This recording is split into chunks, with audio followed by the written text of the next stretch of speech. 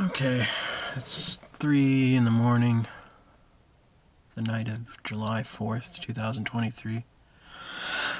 I can't sleep again. This has been happening for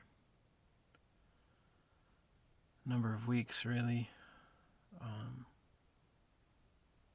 where I either can't sleep or sleep all day at somewhat irregular times. And I would be considered severely depressed for, I don't know, many months, if not years. The last 3 years, really, I've been. But anyway, the point is, I've struggled to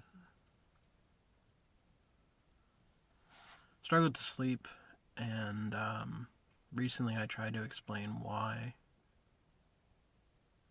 in an essay that I wrote. It's just a pessimist manifesto, and it made me feel a bit better while I was writing it, at least. That's why pessimists bother writing these things. There's nothing original in what I said, nor is there anything original in any other pessimist philosopher other than the literary style. Pessimism isn't an innovative field.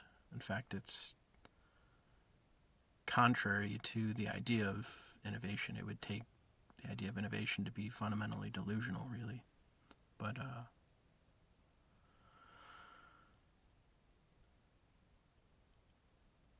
anyway, I felt that just using my voice to try to communicate what's on my mind is more,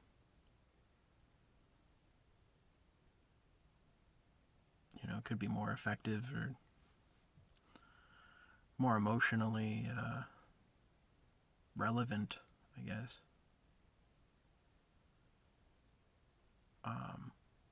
One of the reasons I can't sleep is concern for how my depression and my expression of my depression, which is pessimism, is affecting my father, or could potentially affect my father. It makes him sad, certainly, as it makes anyone sad around me who bothers to listen. And I obviously don't like doing this, least of all to the people that I love the most, who are closest to me, who would be my father and my sister.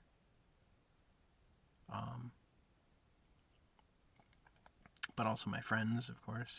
I don't like being what I have found that I've become. It's not fun. But I'm obsessed with this idea of the truth, somehow, of telling the truth. And I don't know why that is. It's just a personality trait, I guess.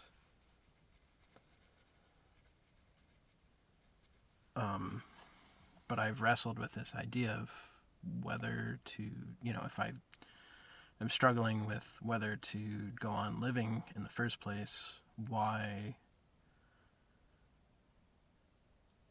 speak at all about the depressive experience, in particular if it's contagious, if the suffering that I've experienced, if by talking about it in the way that I do, right, which is not just saying that I feel bad, right, it's saying specifically why I feel bad mentally. And even, the observations that I have about the human body, to the limited extent that I have any medical understanding, it amounts to the same thing. Why bother talking about any of this if it's going to make people feel bad? And I don't know. I mean, I vacillate on this question constantly.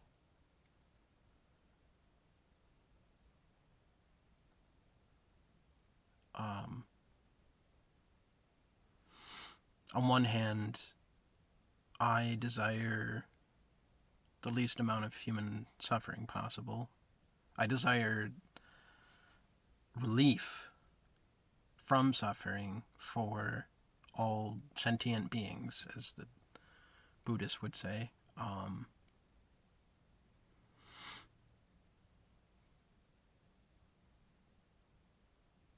the other hand, I feel that whatever form of relief that whatever form of relief is optimal, that it will have to involve telling the truth.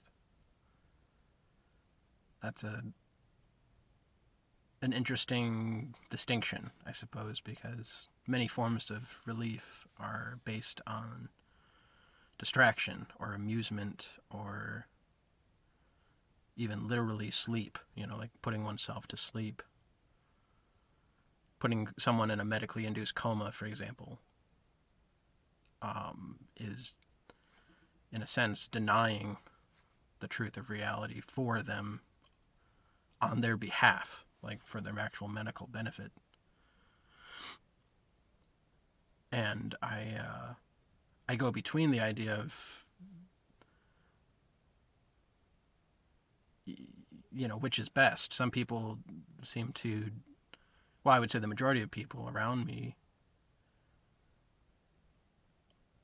and at any point throughout history, prefer the coma version, to be asleep. And they're not necessarily wrong. I don't. If that were to be offered to me right now as a depressed person, I would just have to seriously consider it, being put into a coma. But that gets to, the point of my essay, my pessimistic essay, is it's very hard line on the question of legalizing euthanasia. I used the phrase compassionate, accessible, voluntary euthanasia and the acronym CAVE to refer to this. And it's I created an acronym for it because it's that regular of a thought for me, and the idea of the human species, as I say, fleeing to the cave, where everyone were to think like me and agree spontaneously that we should direct all resources into this project of making compassionate euthanasia universally available.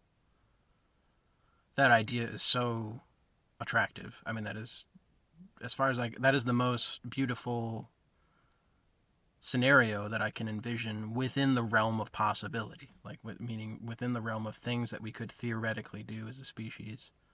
That's the optimal thing, as far as I can tell. But how did I get to that conclusion? That's the real question, because as far as I can tell, I've only gotten to that conclusion because I've been severely depressed since I was a child, and thus have been hardwired to focus on the negative aspect of being alive, which I take to be fundamental, that the human condition is fundamentally negative. I'm a depressed person. I'm a depressive person, so people will tend to discount whatever I say about this as somehow inapplicable. Though, if they're not depressed, why should they take seriously my depressed view of existence? And again, I'm not convinced that they should. It's not clear, at least. It's not clear that they could possibly understand, because But one way of putting it that tends to get more agreement is to talk about the other aspect of my experience, which is the manic end, basically. You know, this term bipolar is, you know, Kate Redfield Jamison, the psychologist, she uses the, you know, she insists on using the phrase manic depressive rather than bipolar because it's more descriptive. And I think she's right. She's right about a lot of things regarding bipolar disorder, but that's one of them, which is that, you know, it's mania and depression are different experiences chemically, and they both are disorders. They can't be sustained. They're both fatal ultimately, and but mania is far more attractive in general because it's people, especially in America, I suppose. Everything is focused on productivity and charisma, the attractiveness of energy, of expressing energy in a way that's competitive. And being a maniac gives you an advantage in any of those delusional competitions in which we evaluate people according to their charisma, basically. And so I've experienced that way less. I mean, hardly at all. To the point where I have been at one point labeled bipolar, but really I just, you know, my doctors diagnosed me as major depressive disorder. We don't even bother talking about mania because it's just not a problem in my life. But it does exist for me in the form of spiritual ecstasies, and they're very short-lived for the most part. But you know, I think the longest I've experienced it was 3 days. Um, but in the course of those 3 days in particular, this one episode I'm thinking of, I was convinced, as many religious mystics are convinced, that the purpose of life is to be a beam of light that's made of love, that shines in every direction, and thus is given away freely to everyone. You know, the purpose of life is to be love, to recognize that you are made of love, that you are made of energy whose purpose is to be directed toward loving other people and other things and yourself, and loving life, and just being a healing presence in the world, and that there could be no higher calling. There's no greater purpose than that. And so whatever you're doing in life, do it with that in mind. So to the extent that I am a musician, it would be to create music to that end. To the extent that I've worked as a laborer, or, you know, in any job, do it to that end, and so forth. And that sounds great, and people will tend to applaud and, you know, like, support you if you speak in those terms. The problem is they then cease to take that idea very seriously. That's the thing. It's like this has been my experience with depression as well, that I tend to dwell on ideas or on features of existence that other people tend to not be able to tolerate for a certain length of time. So, like, a normal person knows about the Rwandan genocide, but they cannot think about it or talk about it for longer than whatever, you know, some short amount of time. whereas I can't seem to not think about it. And that's the same of like cancer. I can't seem to, ever since watching my mother die of cancer, I can't seem to not think about her dying of cancer. And of all, my aunt died of cancer, my grandmother died of cancer. I can't not think of what cancer actually is and what it actually does to people and what that actually looks like and sounds like and smells like and feels like, to the extent that I can imagine what it feels like to people. Whereas other people around me can't tolerate that idea, to bring it up is intolerable. So, but as far as I can tell, it's intolerable to me too, but that the ability to not think about it was taken away from me. Like whatever depression is, it is a disease. It is a brokenness, and that which is broken about me removed my ability to refuse to think about the negative features of existence. Like that's what depression is in some way. It's an inability to distract oneself from negative things, and in particular, like fundamentally negative features of existence. So,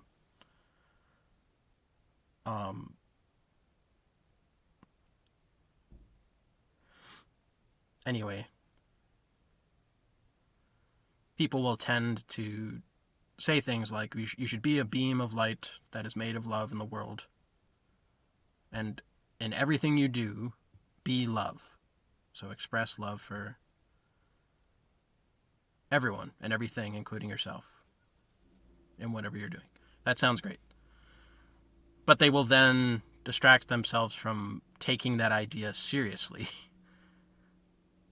And I don't know how to do that. I don't know how to distract myself from that idea. So I sought out religious communities. I was going to church. I went to Buddhist communities.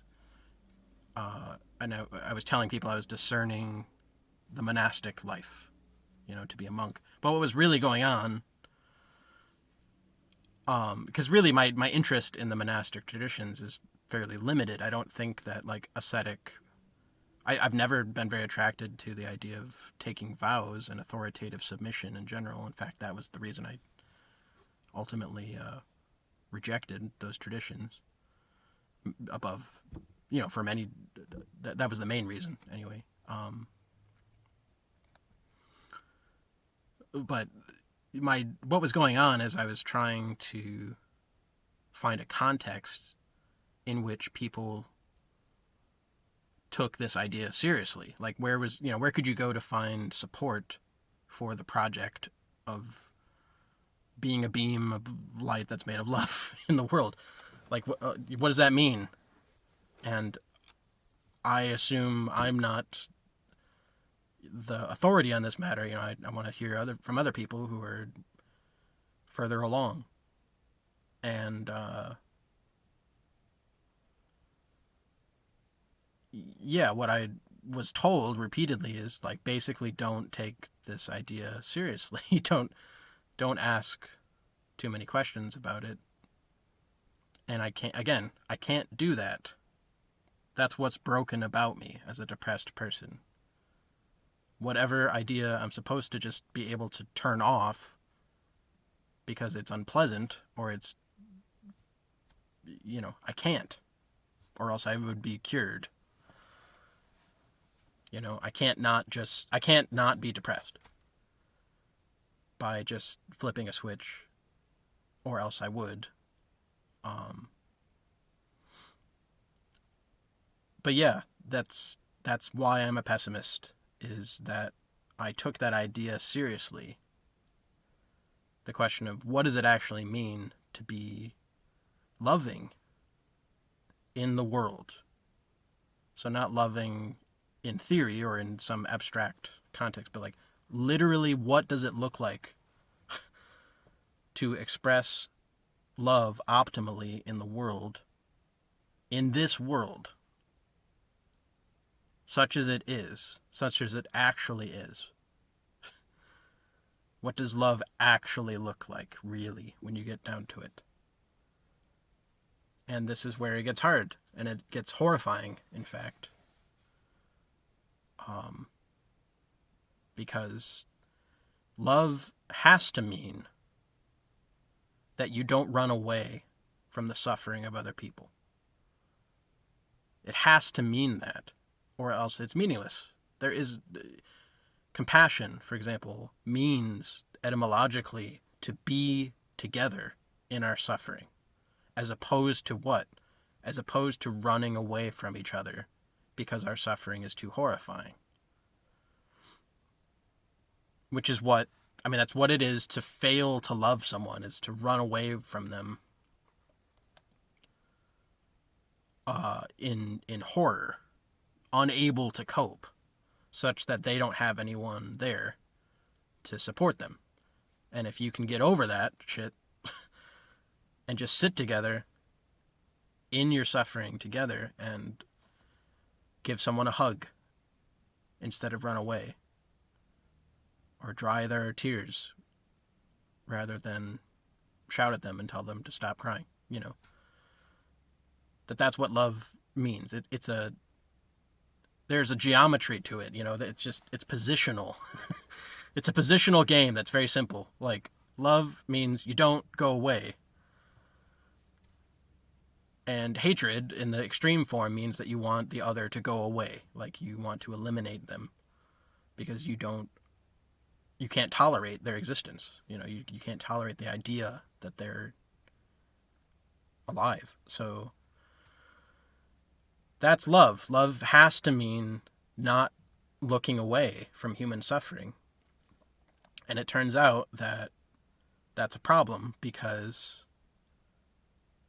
we can show this, we can demonstrate this scientifically, that human suffering, looking at it, will break your brain. What people are going through in this world is actually too much for any of us to handle, looking at, or thinking about, or knowing. Like, you can't know literally what people are actually going through, or it will break your brain to the point where your brain won't work. And you actually won't be of much use to anybody.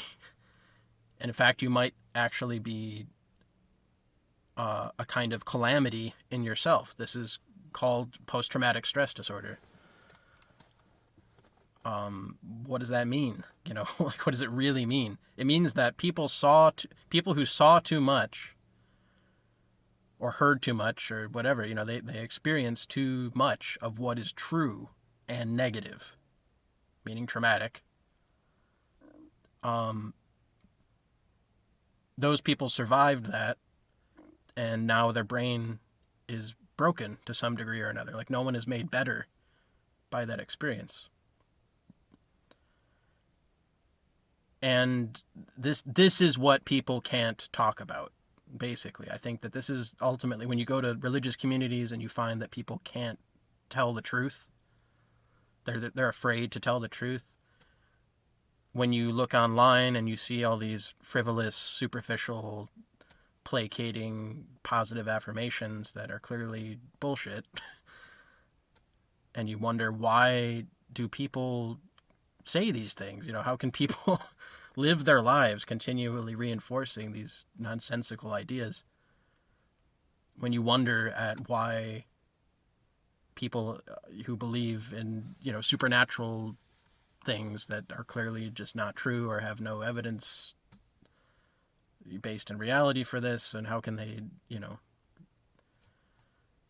live such lives? Well, I think it's because this knowledge, I think that deep down we all have this knowledge of this contradiction, that what we want to be, if you are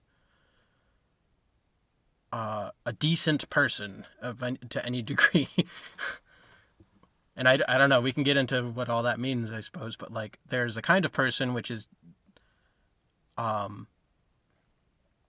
broken, that's called a psychopath. They have a dysfunctional aspect to their brain that we know results in them basically competing to the death with everyone around them, including themselves, even. Like, they end up actually just ruining their own lives.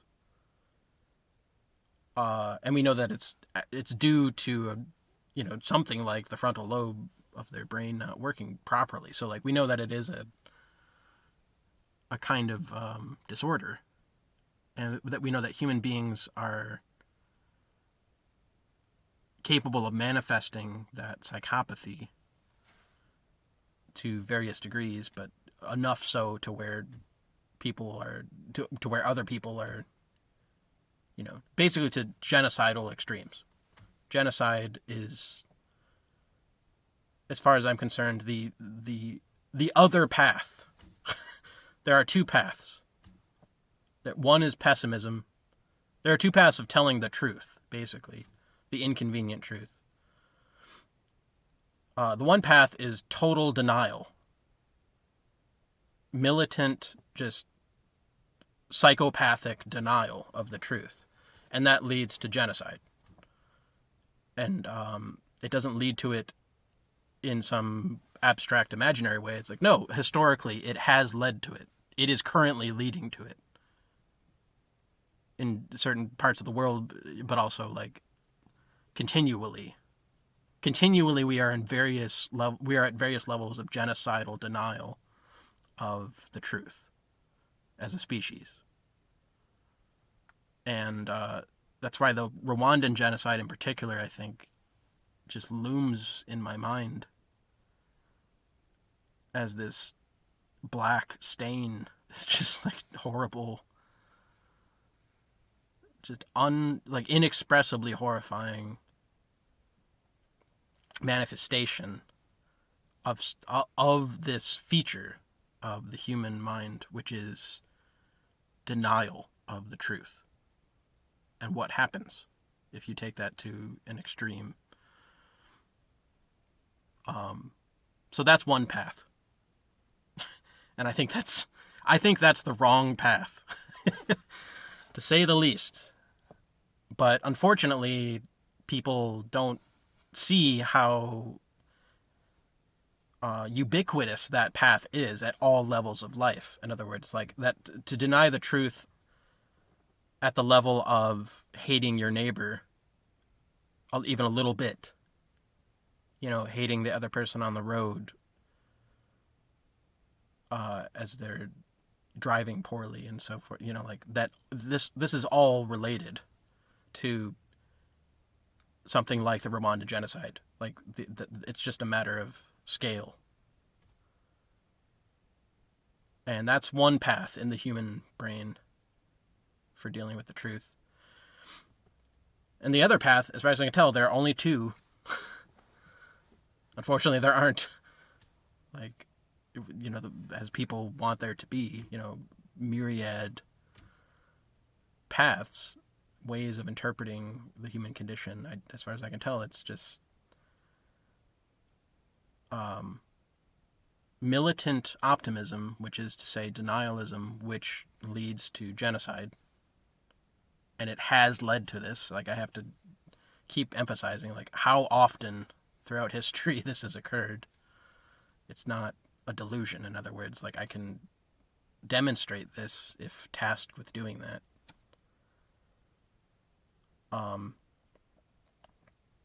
And that path is so clearly wrong, and so clearly more horrifying than anything. That's the only reason for endorsing pessimism. This is the only reason to openly and proudly identify as a pessimist when there's nothing good inherently about being a pessimist. It sucks. It's not how I would have envisioned my adult life shaping up when I was a hopeful young child. I thought my life would be full of creative fixations, basically. Like, just that my mind would be consumed with colorful imaginings and, just shapes and ideas and sound, in particular musical ideas, and then that's all my life would be. But no, the only reason for being a proud pessimist is to stand defiantly against the path that leads to genocide, and to stand against it at all costs. Like to say, I'm going to go down fighting because I'm not ever going to endorse that other path. It's just not, it's unthinkable, because once you see the logic of how these things actually play out in human beings, it's unthinkable to do otherwise.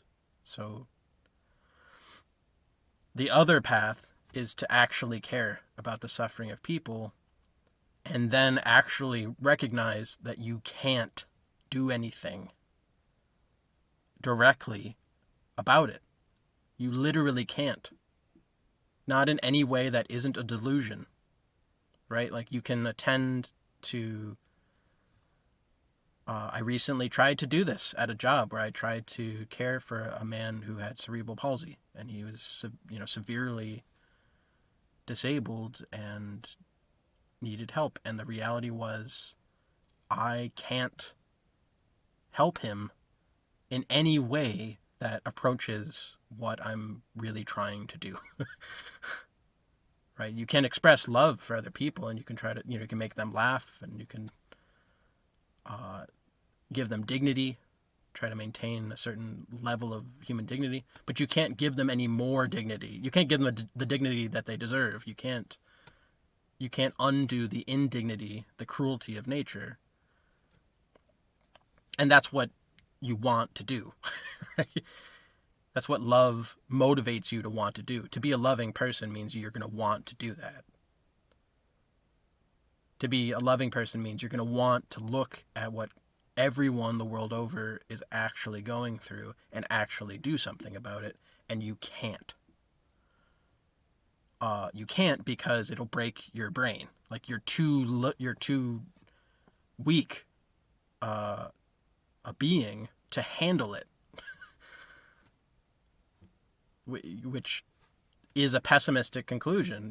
That's the thing, is if the reality of people's lives is too bad, it's too negative for the brain to maintain without... And we're talking about like instances of trauma that are really tiny numbers compared to the billions, the 7.8 billion people that live on this planet, who are all experiencing some form of incomprehensible suffering. The other path is to not look away from either of those facts. Continue to take this project seriously. Don't retreat to the other path, right? Because you know that leads to horrific conclusions that you're unwilling to accept. So continue to take the question seriously of what do we do? What do we actually do for each other that can actually be compassionate? And unfortunately, the only logical conclusion is legalizing compassionate, accessible, voluntary euthanasia the world over, and allowing people to not have to die in the ways that they have to die according to nature. And that's it.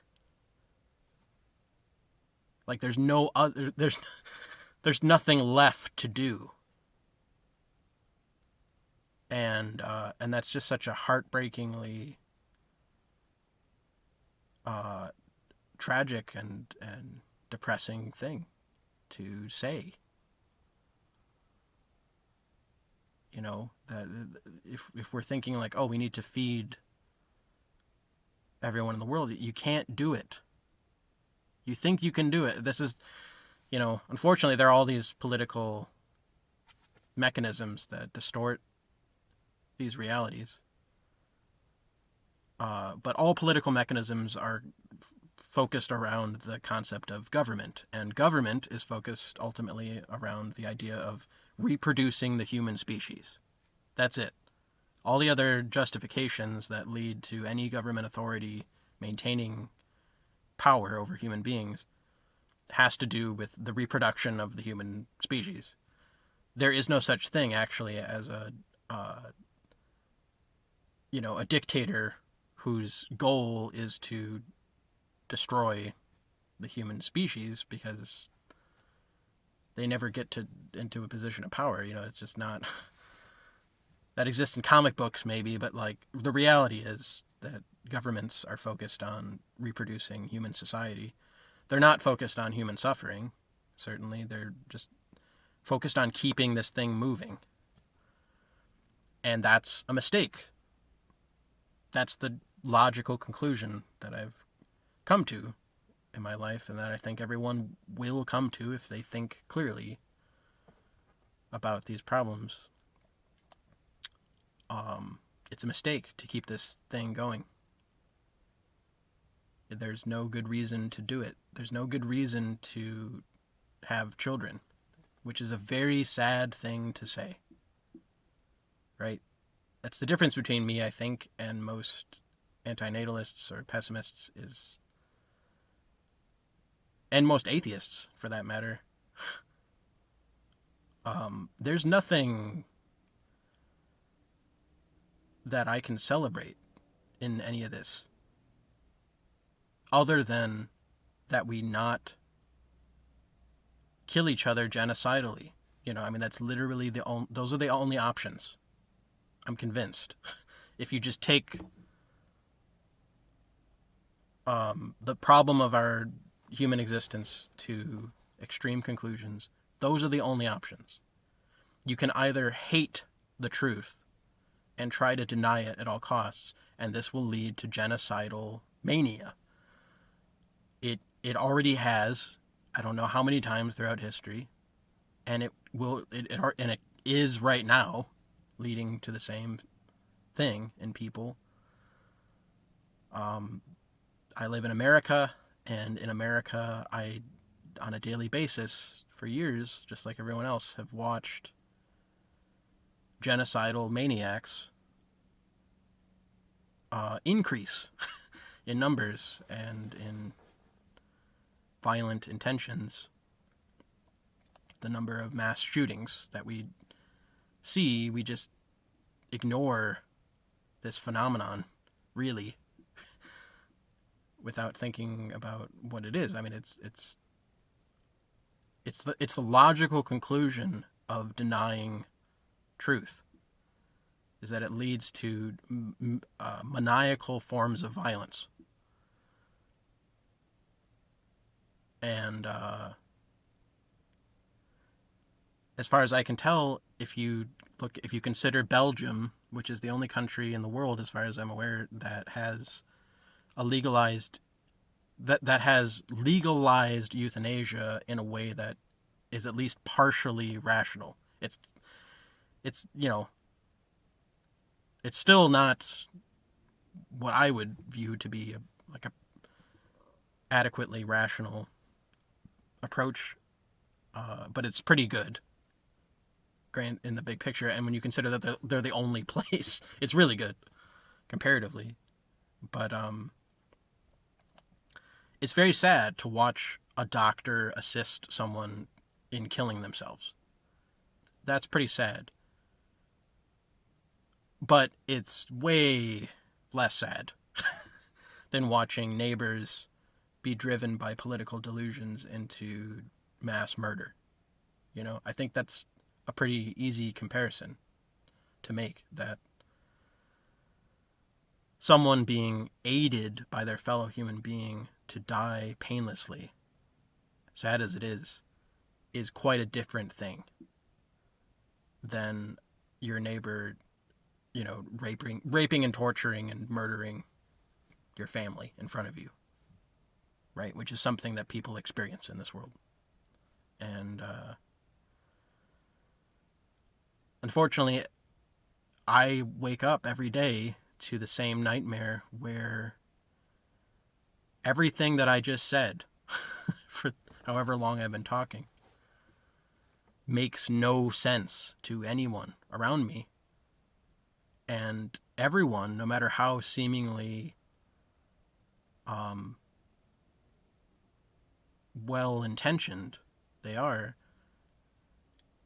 everyone around me that I experience on a daily basis anyway, is committed to some form of the other path, some form of militant optimism that I can see will only lead to destruction. It doesn't mean that everyone will become genocidal maniacs, obviously. It does mean, though, that things like, climate change leading to the world being left uninhabitable,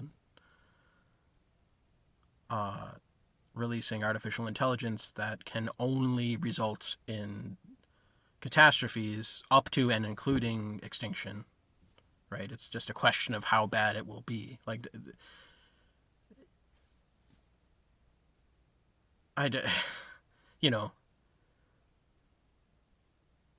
continuing to force people to become dependent on systems that we know are fragile and destined to break in the short term, which, again, can only result in catastrophe up to and including extinction.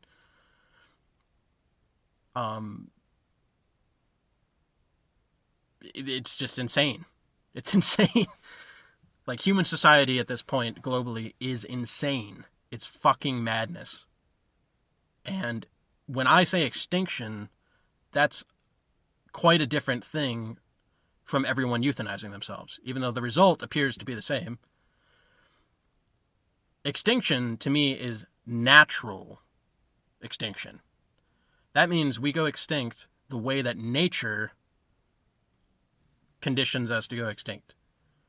And nature does not give a fuck about us.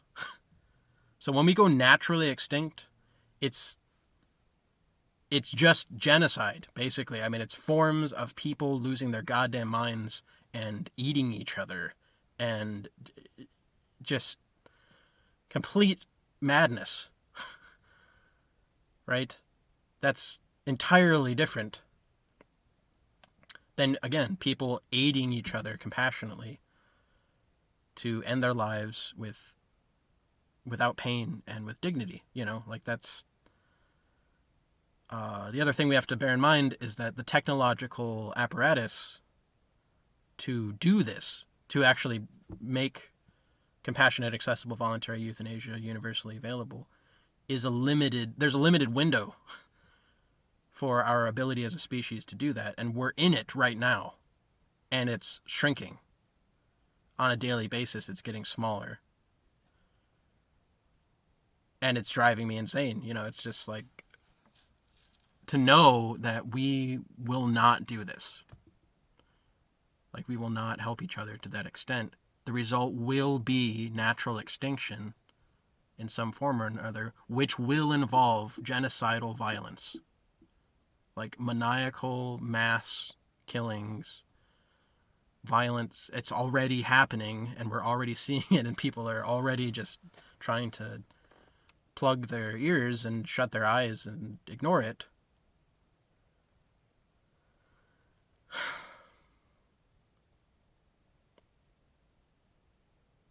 Yeah, I mean, that's why I can't sleep. And that may not be why I'm depressed, in the sense that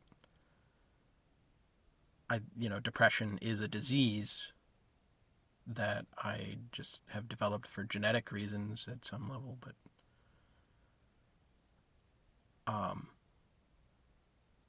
in my inner experience, that's why I'm depressed. Yeah, that's pretty fucking depressing to me. And I can't not see these things. I can't not think about these things. There's nothing else to see. There's nothing else to think about, unfortunately. That isn't just complete madness itself. like just delusions. And what really keeps me up on a practical level is whether to kill myself, and if so, when and how. Because I live in America, one of the countries that's not Belgium. I have no way of getting to Belgium. You know, I've considered, should I do a Kickstarter to fund me being able to go to Belgium so that I could be legally euthanized? Because what other purpose is there in my being alive at this point? I don't want to commit suicide in any other way.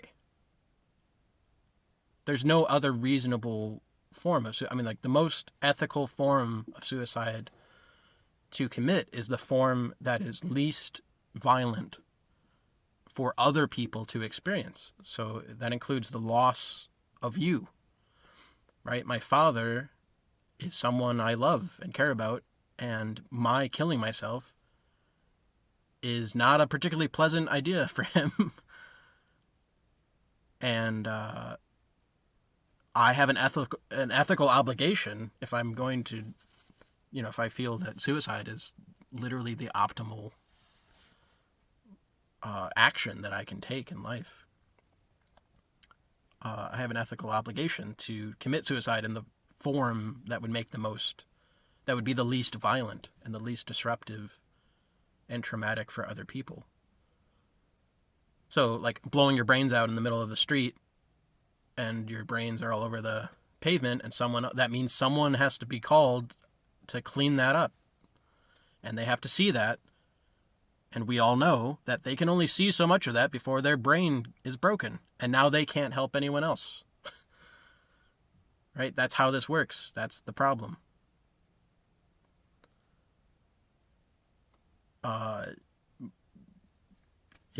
Me hanging myself and my father finding my body is not cool. That's not a very compassionate thing to do to him.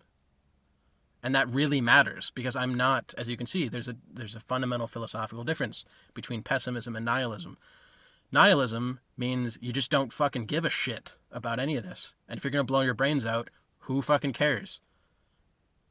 Right? And you can see that nihilism is just another form, I'm not even convinced that it's distinct from optimism, honestly. Like it's a form of optimism whose focus is at the relief that you experience when you're apathetic. The release, basically it celebrates relief from anxiety. But it's that form of optimism, and it leads to, the mass shootings that we're seeing. It's just a variety. Like certain of the people who have committed these forms of violence are nihilists, and then other people are religious zealots, and other people are driven by delusions that can't necessarily be explained or expressed. But like all of them are optimists as far as I'm concerned. All of them believe that that action was worth doing in that moment, which is insane to me. Like that results, it's a kind of insanity that results from denial of the truth, that maniacal need to deny the truth. And like the only ethical form of suicide, it's entirely reasonable to desire suicide in itself, because nature is going to kill you. And we know that we can do many things better than nature from a design standpoint. So like we can design a suicide that is better than a natural death. We've already done it. We've been able to do it for millennia. The only ethical form of suicide to desire, therefore, is euthanasia. It's being euthanized by someone who knows what they're doing, and ideally does not, all they're doing is giving you the medications that you need and that you're then able to provide yourself. It's a pentobarbital or morphine or some other opiate, That's it. It's not any more complicated than that. It's about going to sleep and then being killed in your sleep. That's what I want.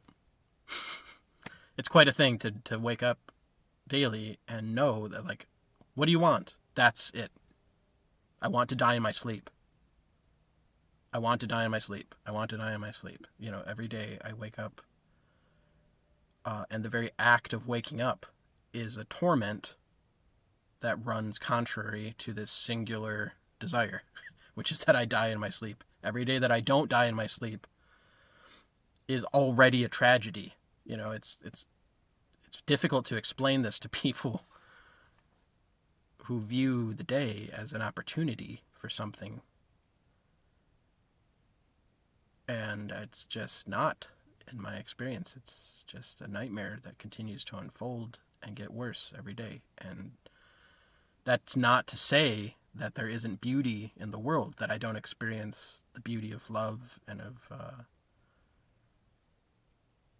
the beauty of nature, of being by bodies of water or forests of trees full of species of birds,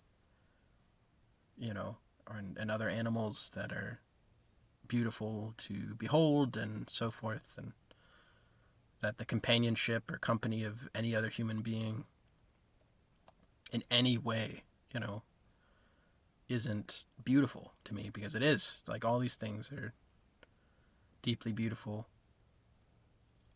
and they make the pain worse. At this point in my life, it just deepens the tragedy of this existence, that all of this beauty exists, and it's not enough to motivate people, basically, to defend it with reason, and to sit and to come to the kinds of conclusions that I've been forced to come to. It's not enough. And also, ultimately, Beethoven's Ninth Symphony is thrown on the same pile as Mein Kampf. And isn't that fucking ridiculous?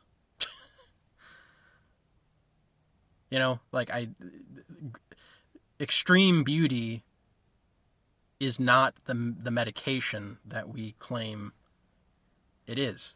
And I first had to experience this with my mother's depression. When she was severely depressed, it first started to sink in to me that this whole, music school, art school bullshit, where, you put on your fucking beret and your scarf and you think that you're the answer. You're the answer to people's suffering. Sorry, but, get the fuck over yourself and take a look, because it doesn't fucking work. It doesn't work. Beethoven's Ninth Symphony doesn't cure depression. I'm very glad that it exists. It's brought me, many moments of beauty, of the experience of beauty, and the experience of beauty is pleasurable for me. But it's not enough, it turns out. And the existence of this beauty, our attempt to corral order and beauty into more concentrated forms, is ultimately a misguided delusion in itself that leads only to worsened pain. That's been my experience, The baby that we hold up, which is the most beautiful thing on earth, I think everyone can agree. Any reasonable person ought to be able to see that like a smiling, giggling baby is the most beautiful thing on earth. It's true. It truly is. Like, what could be more beautiful? Because they're conscious enough to be full of joy, but they're ignorant enough that joy is innocent and pure and not yet spoiled by awareness. And that's about as beautiful as life can possibly be. And we continue to throw that baby into a meat grinder, basically. On a daily basis, we force all of these babies to live in this fucking world where we know what's going to happen to them. We know, like, that's the one form of responsibility that you can actually have, is reproducing another person. I mean, like, that's the one form of, like, true responsibility. Because no one chooses to be here. No one has chosen to be here. So no one is responsible for being here. Ultimately, no one is, that's the thing, is this question of taking responsibility. And, that language is a lie. That language is the lie of governments that are seeking to reproduce human civilization, and they're seeking to do this according to the laws of nature that have conditioned our instincts, all of which we know to be contradictory to actual human subjectivity. The human subjective experience of healing and peace and pleasure and so forth, we know to be contradictory to those instincts. The notion of taking responsibility for yourself or for other people and so forth, it's just bullshit. You're not responsible. No one is responsible. But there's one form of responsibility that, comes closest to being true responsibility, which is creating another human being that did not need to be created. You could have, like, I've gone my whole life so far not having created any other human beings, thankfully. And it's very easy to do. That's the thing, is it's still very sad. It's not easy to do in the sense that, like, you aren't plagued by natural instincts and the desire to create new life and the desire to, build yourself up such that you're an attractive mate, even to someone who wants to create new life with you and that whole thing. It's very sad to let go of that and realize that that's an illusion, but it is. It's not just any illusion. It's the worst form of illusion. It's the worst thing you could possibly do. It pains me to say it, because so many of my friends are having children. I'm at that age where, every year I see friends have more children, and none of them seem to bear any guilt. None of them seem to have ever stopped and considered anything I'm talking about. None of them look at their children and see everything that's about to happen to them. Right? They can't tolerate the idea of their children's death. If you can't tolerate the idea of your child dying, how could you bring the child into being? How is that possible that you could do this to another person? A person who didn't exist. And then you made them exist such that they now will suffer and die, and you're responsible. But we shouldn't get carried away with blaming people and the responsibility aspect, even though it's horrifying to me. It's like people are still entrapped by natural instincts, and that's why they're doing this. It's no grand mystery as to why people reproduce. They're designed to reproduce, and I don't think they should be unduly harassed or, made to feel guilty for that once it's done. But on the, to the same,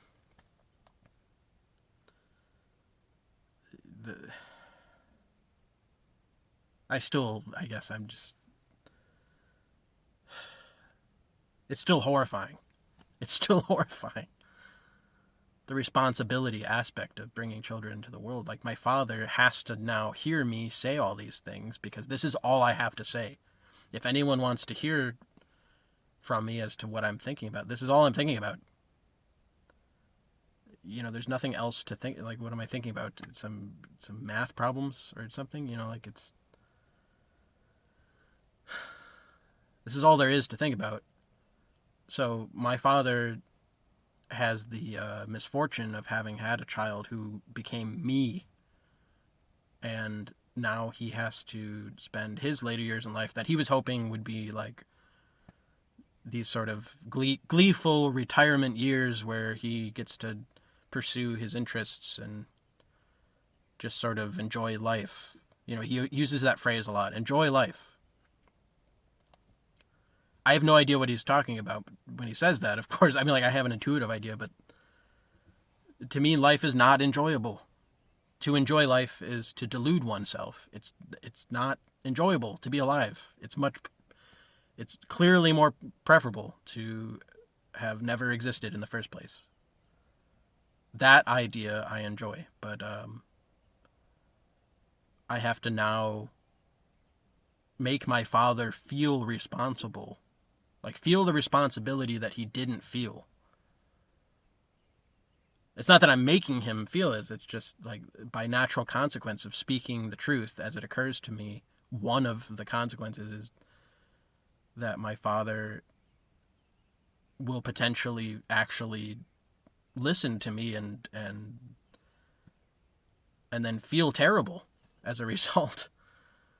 But how can I protect him from that? That's what I've asked myself. It's like I can only protect him from that by killing myself. Or censoring myself. This gets back to how, you know, I go back and forth as to whether to talk at all about what I'm feeling and thinking. But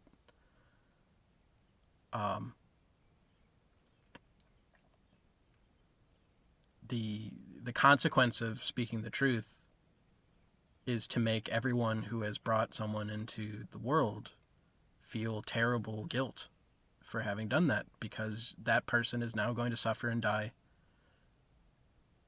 And it's very clear and simple. It's a very clear, simple kind of responsibility. It's like you could have not done that, but it didn't occur to you. And it didn't occur to you because of natural instincts that make you think a certain way or make you prioritize certain,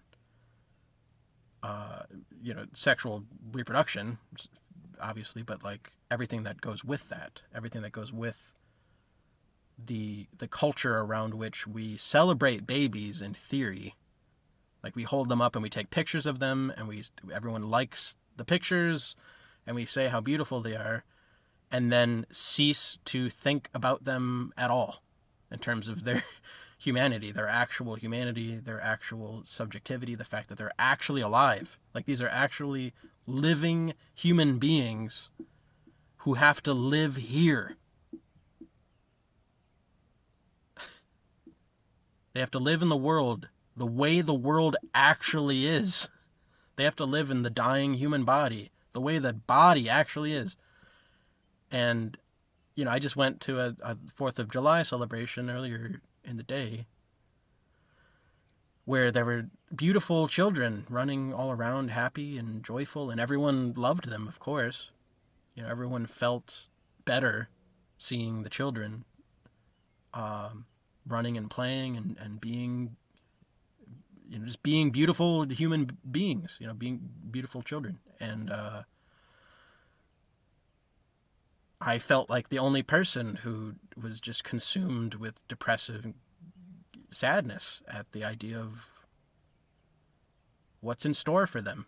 You know, I was listening to the older people in the group talk about their medical procedures and about all of the medical science that's been developed to attend to their medical needs, thinking that within the lifetimes of these young children, at least, the medical system, in all likelihood, will completely collapse. If not completely, I mean, it will collapse unrecognizably, like to the point where none of these comforts, these distractions from the reality of life, the reality of human suffering, will maintain for even these children who are right in front of us. Right? But we can't talk about that. No one can point this out, because it's the elephant in the room. It's the in my essay I said that pessimism becomes this secret that you can't tell, because even when you try to tell it, people will censor it out of their mind. And Even now, I have no hope. I guess I mean hopelessness is, it's not necessarily bad in the sense that I think it's the consequence of seeing things realistically, and yeah, and thus, like all optimal compassionate behavior requires a kind of hopelessness. But it is a form of suffering in itself, and I see no end to it for me. I see nothing to be gained from my life, from remaining alive. I see no other concern and any other competing concern on the road up ahead in this life that will distract me from the dominance of this one horrible, saddening, depressing concern, which is when and how to kill myself, given the illegality of the form of euthanasia that I think is ethical. So I'm tormented by visions of all the violent ways of killing oneself that suck. I mean, they suck to go through as a person, killing themselves, and they suck for everyone else. People have jumped off of buildings, and we take that for granted. It's like someone had to walk up a building tall enough to die when you jump off the top of it, knowing that's why they were walking up every step. They had to put forth that effort to climb up the goddamn building and then lean over the side, which is terrifying, and then jump off the goddamn building and then splatter their brains on the sidewalk below that someone else has to clean up, and God forbid anyone sees them. God forbid they hit someone. This is the world of suicide that we create by making euthanasia illegal, which is an insane, completely insane cruelty. It's a form of unspeakable cruelty and foolishness. And it applies to all of the usual forms that people resort to for killing themselves, which are all resorted to in desperation. It's clear that no one would hang themselves from a rafter. No one would shoot themselves in the head. No one would cut their wrists. No one would, eat a handful of poison pills, except in desperation. So that means that everyone around them watched them become more and more desperate. If you read the accounts of people who commit suicide, it becomes impossible to deny the cruelty of people around the suicidal person.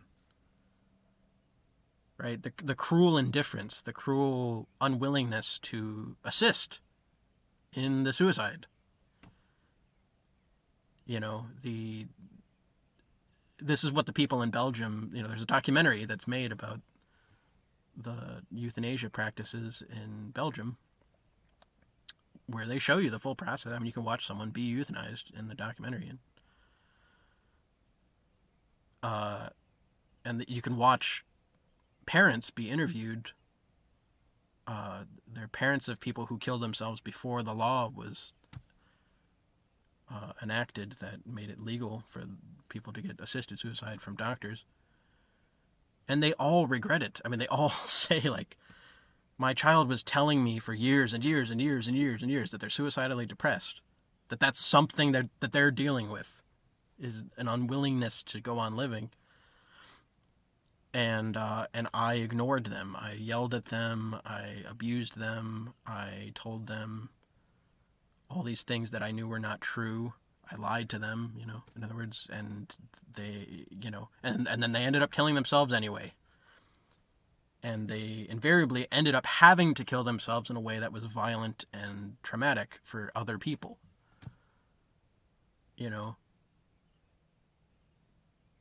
So, when you hear a mother or a father describing the fact that they know this is, again, a form of responsibility that only a parent can have, which is that the responsibility for driving their child effectively to a desperate form of violent death because nothing else was available to them. It's it's fucked up and cruel and stupid, and there's just no reason to do this. And I'm very fearful at this point that that's how I will die, because I'm not actually crazy. I mean, that's the unfortunate thing. I have no, in other words, fetishized, morbid fixation on death, or certainly not on violent forms of death. I hate them. I can't stand the idea of blowing my brains out. I can't stand the idea of poisoning myself or hanging myself. As a suicidally depressed person, I've gone through that process. That everyone who ends up killing themselves in a country where it's illegal goes through, which is the torment, just the absolute terror and torment of what is required to actually die prematurely. Because the body is not your friend. I don't know. The body will not work with you in this regard until the very last, until it's forced to do so, basically. It's terrible. It's absolutely terrible. Everyone who thinks about this should feel heartbroken. I think that there's no other way to feel. And the fact that this is all I have to say to children. This is all I have to say to children, because I'm not going to lie to children. Right? I'm not going to have children, and I basically avoid them at this point at all costs, because I can't bring myself to talk about this, right? But what else is there other than lying to them? You lie to children. That's what we do immediately when we see new life in this world, is we just start lying to children and telling them the world is a different place than what it really is. It's shameful. It fills me with horrible shame to even be a part of a species that does this. I have no desire to be a part of human society. I have no desire to be a part of the human species. It's not desirable. Human society is a travesty. The human species is a farce. It's a tragic mistake that life ever emerged in this universe, and certainly on this planet. It's not to be celebrated. It is to be lamented. The dead are to be envied, and those who don't exist at all are to be defended at all costs. Because there is no good reason for bringing them into this existence. And yeah, that's why I can't sleep.